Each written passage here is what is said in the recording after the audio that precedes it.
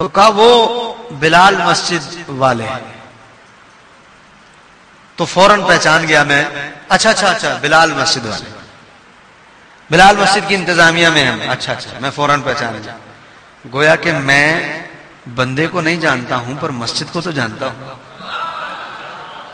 بندے کی پہچان نہیں ہے, مسجد کی پہچان ہے. تو جب بندہ مسجد سے جڑا, پہچانا گیا. بندہ مسجد سے جڑا تو کہا جی فلاں صاحب. کون صاحب؟ نہیں پہچانے. اچھا وہ بلال مسجد کی انتظام. اچھا اور ٹھیک ہے, فوراً پہچان ہو گئی. تو بندے کو نہیں جانتا لیکن بلال مسجد کو جانتا ہے تو پہچان ہو گئی. پہچان ہو گئی بلا تشبیہ و مثال. اللہ فرما رہا شہر و رمضان, رمضان کا مہینہ تو کوئی نہیں جانتا. تو کہا رمضان کو کوئی نہیں جانتا تو قرآن کو تو سب جانتے ہیں. تو کہا وہ مہینہ جس میں قرآن نازل ہوا. تو رمضان کی پہچان قرآن کے ذریعے سے کرائی. بولو رمضان کی پہچان کیسے کرائی؟ تو سوال یہ, ہم تو قرآن کو بھی نہیں جانتے نا بھائی. رمضان کی پہچان تو ہوئی قرآن کے ذریعے سے. تو سوال یہ کہ قرآن کو کیسے پہچانے؟ ہم تو قرآن کو بھی نہیں پہچانتے ہیں. تو اس کا جواب دیا, کہا لو انزلنا ھذا القرآن علی جبل لرأیتہ خاشعا متصدعا من خشیۃ اللہ. کہا اگر ہم اس قرآن کو پہاڑوں پر نازل کر دیتے تو اللہ کی خشیت سے ریزہ ریزہ ہو جاتا.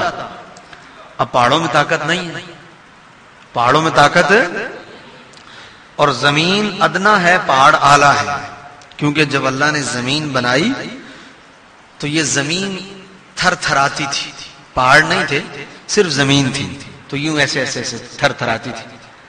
تو پھر قرآن کہتا ہے والجبال اوتادا. جبال جبل کی جمع ہے, جبل عربی میں پہاڑ کو کہتے ہیں, جبال بہت سارے پہاڑ. والجبال اوتادا, اللہ فرماتا ہم نے پہاڑوں کو کیل بنا کر گاڑ دیا. اوتاد عربی میں کہتے ہیں کیل کو. تو اللہ فرماتا ہے کیل بنا کر گاڑ دیا. تو آپ جانتے ہیں کیل کا کام کیا ہوتا ہے؟ روکنا, ساکن کر دینا, ٹھہرا دینا. تھر تھراتی ہوئی چیز کو, تو زمین ساکن نہیں تھی, تھر تھر تھر تھر کرتی تھی, کانپتی تھی. اللہ فرماتا ہم نے پہاڑوں کو کیل بنا دیا, یعنی پہاڑ گاڑ دیے. تو اس سے زمین کی تھر تھراہٹ کیا ہو گئی؟ بند ہو گئی. بولو زمین کی تھر تھراہٹ. آپ پریکٹیکل کر لیں, یہ تو بڑا آسان پریکٹیکل ہے, آپ خود بھی کر سکتے ہیں. یہ جو ہم چلتے ہیں نا, آپ نے دیکھا چلتے میں ہمارا ایک ہاتھ اوپر جاتا ہے, ایک ہاتھ ایسے ہوتا ہے نا, چلتے میں یوں ہو رہا ہوتا ہے, یوں. یہ کیوں ہوتا ہے؟ کبھی غور کیا آپ نے؟ پریکٹیکل کیا آپ نے؟ آپ دونوں ہاتھوں کو اپنی ران سے یوں لگا لیں, ساکن بالکل, اور پھر آپ چلنا شروع کریں تو آپ محسوس کریں گے کہ آپ ڈس بیلنس ہو رہے ہیں. اور دونوں ہاتھ یوں لگا کے آپ بھاگیں تو آپ بھاگ نہیں پائیں گے, بلکہ آپ کے لیے مشکل ہو جائے گا بھاگنا. یہ کیوں ہوتا ہے؟ یہ ایک اللہ کا نظام ہے. اصل میں ایک ہاتھ اوپر جب جاتا ہے اور ایک ہاتھ جب نیچے جاتا ہے پیچھے کی طرف, تو یہ ہمارے جسم کو بیلنس میں لے آتا ہے چلنے میں. یہ میرے اللہ کا نظام ہے. آپ محسوس کر لیں کبھی چلتے ہوئے, خود آپ کو آئیڈیا ہو جائے گا کہ آپ دونوں ہاتھ ساکن کر کے بھاگ نہیں سکتے, مشکل ہو جائے گی, گرنے کا خطرہ محسوس ہوگا. اسی طرح یہ پہاڑ کچھ اونچے ہیں کچھ نیچے, ہاتھ کی طرح, ہاتھ اوپر اور ایک ہاتھ نیچے. پہاڑ کچھ اونچے ہیں کچھ نیچے, اور اس طرح پھر زمین ہے, تو اس سے زمین بیلنس میں ہے, قائم ہے. اس لیے اللہ فرماتا ہے اوتادا, ہم نے پہاڑوں کو کیل بنا کر گاڑ دی. بلال مسجد والوں اب غور کرو, زمین ساکن نہ ہوتی تھی, پہاڑ کیل بنے, پہاڑوں نے اس کی تھر تھراہٹ کو روکا, تو زمین ہوئی ادنا, پہاڑ ہوئے اعلیٰ. کیوں؟ انہوں نے روکا اس کی تھر تھراہٹ کو. تو اب غور کریں, اللہ فرماتا ہے وہ پہاڑ جو زمین کی تھر تھراہٹ کو روکے ہوئے ہیں, ان میں زمین کی تھر تھراہٹ کو روکنے کی طاقت تو ہے, پر قرآن کے بوجھ کو اٹھانے کی طاقت نہیں ہے. قرآن نہیں اٹھا سکتے. اتنے بڑے بڑے پہاڑ, اتنے بڑے بڑے, اگر آپ کا اتفاق ہوا ہو کبھی پہاڑی علاقوں کے سفر کا. ابھی الحمدللہ فقیر مدینہ طیبہ کی حاضری سے چونکہ واپس آیا ہے, تو میں نے پوچھا کہ یہ احد کا پہاڑ کتنا کلومیٹر ہے, تو مجھے وہاں کے ایک مقامی نے بتایا کہ کچھ 6 کلومیٹر لمبا ہے احد کا پہاڑ, جس کی متعلق حضور نے فرمایا میں اس سے پیار کرتا ہوں, یہ مجھ سے پیار کرتا ہے. پتھروں کو بھی تمیز ہے, وہ بھی رسول اللہ سے محبت کرتے ہیں. بدبختی ہے ملا کے لیے, اس کی سمجھ میں نہیں آیا کہ حضور سے پیار کرنا ہے. یہ تمیز پتھروں کو بھی ہے کہ وہ بھی رسول اللہ سے پیار کرتے ہیں. حضرات ذی وقار اتنے لمبے لمبے پہاڑ. ایک دفعہ میں ربیع الاول شریف میں کوئٹہ میں میری تقریر تھی, تو میں سبی سے ایک دن پہلے سبی میں تھا, دوسرے دن کوئٹہ میں پروگرام تھا, تو سبی سے براستہ ٹرین میں کوئٹہ آیا. آپ یقین کریں ایک طویل پہاڑی سلسلہ اور بڑے بلندوں والا پہاڑ میں ہکا بکا رہ گیا, اتنا طویل پہاڑی سلسلہ. اور پھر انہیں دیکھ کر بندہ کہتا ہے کہ سبحان تیری قدرت, اللہ یہ تو ہی بنا سکتا ہے. آپ 100 منزلہ بلڈنگ بنا لیں گے, 200 منزلہ بلڈنگ بنا لیں گے, آسان ہے. میں کہتا ہوں کوئی مشکل نہیں, اس کے بیچ میں خلا ہے, ایک کے بعد ایک کے بعد ایک اسٹیپ بائی اسٹیپ ہے, کوئی مشکل نہیں ہے, اس کو ڈیزائن کیا جا سکتا ہے. لیکن اتنے اونچے اونچے پہاڑ جو خالص پہاڑ ہیں, اس کے بیچ میں گیپ نہیں ہے, پتھر بالکل پلین نیچے سے اوپر تک, اسے دیکھ کر بندہ کہتا ہے اللہ یہ تو ہی بنا سکتا ہے, یہ تیرا ہی کام, یہ کسی بندے کا کام نہیں. کوئی مشینری ایسی نہیں ہے جو اتنا اونچا پتھر کا خالص پتھر. اور پھر مزے کی بات یہ نہیں کہ اتنا ایک رکھا پھر اس کے اوپر دوسرا رکھا پھر اس کے اوپر, نہ, آپ دیکھیں کہ زمین سے لے کر آسمان تک, زمین سے لے کر اونچائی تک اس کا ایک ہی پتھر ہے پورا. یعنی اتنے بڑے پہاڑ کو بنانا, پھر اندازہ ہوتا ہے کہ یار اتنا بڑا ایک ہی پتھر ہم بنائیں گے تو ایک 10 فٹ کا رکھیں گے, پھر اس کے اوپر 10 فٹ کا رکھیں گے, پھر ایسا ہوگا نا. لیکن پتھر ہی پتھر یہ اللہ ہی کر سکتا ہے. اور پھر وہ کہتا ہے, اتنے مضبوط پہاڑ بنا کر کہتا ہے اللہ کی خشیت سے ریزہ ریزہ ہو جائیں اتنے مضبوط پہاڑ بھی, اگر ایک آیت بھی نازل ہو جائے, ایک آیت. اور ایسا ہوا بھی, ایسا ہوا بھی.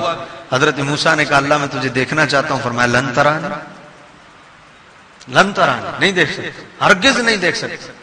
وہ لاڈلے تھے حضرت موسیٰ, لاڈلے پیغمبر ہے نا اللہ کے, بہت لاڈلے, اتنے لاڈلے اتنے لاڈلے. حضرت موسیٰ علیہ السلام کے پاس حضرت اسرائیل آئے انسانی شکل میں, انسانی شکل میں آئے. انہوں نے پوچھا کیسے آئے ہو, کہا روح قبض کرنے آئے ہوں. چانٹا مار دیا رکھ کے, رکھ کے چانٹا مار دی, اتنے زور کا چانٹا مارا آنکھ نکال دی. وہ چونکہ انسانی شکل میں آئے تھے, وہ واپس گئے, یا اللہ کس کے پاس بھیجا تھا آج, اس نے تو مجھے ہی چانٹا مار دیا. اتنے لاڈلے تھے کہ حضرت اسرائیل کو کوئی معمولی بات نہیں ہے, جو آئے تو کسی سے پوچھے بھی نہیں, روح نکال کے لے جائیں. انہوں نے اصل میں بزرگ فرماتے اس کی وجہ کیا تھی, مفتی احمد یار خان نعیمی رحمۃ اللہ تعالی نے لکھا ہے کہ بات دراصل میں یہ تھی, اسرائیل کو بتانا تھا کہ اوروں کے پاس جاؤ اور ہے, لیکن جب نبیوں کے پاس آؤ تو ان کی مرضی پہلے پوچھ لیا کرو. اسی لیے اسی لیے حضرت اسرائیل پھر جب حضور کی بارگاہ میں آئے تو انہوں نے پہلے پوچھا, کہا حضور اجازت ہے. سبق حضرت موسیٰ نے دے دیا تھا نا اصل میں, اتنے لاڈلے تھے. انہوں نے کہا اللہ میں تجھے دیکھنا چاہتا ہوں, فرمایا تو نہیں دیکھ سکتا, لن ترانی. یہ لاڈلے تھے, تو انہوں نے کہا میں تو دیکھوں گا. اچھا لاڈ کا پتہ کب چلتا ہے, جب ضد کرے, جب, اور صرف ضد کرنے سے لاڈلا نہیں ہوتا, جب اس کی ضد مان لی جائے تب پتہ چلتا ہے کہ بچے نے کہا سائیکل لوں گا, آپ نے منع کر دیا, بچہ رونے لگا. کوئی گزرا, اس نے کہا کیوں رو رہا ہے, کہا بچہ کہتا ہے سائیکل لوں گا, کہا دلا دو, کہا آٹا کے پیسے نہیں ہیں, سائیکل کہاں سے دلائیں, مہنگائی اتنی. چند دن بعد دیکھا کہ بچے کے پاس سائیکل ہے, کہا یار تم تو کہہ رہے تھے آٹا کھانے کے پیسے نہیں, آٹا لینے کے پیسے نہیں, اور سائیکل دلا دی, پھر تم نے کیسے دے. کہا کیا کروں, ضد کرتا ہے.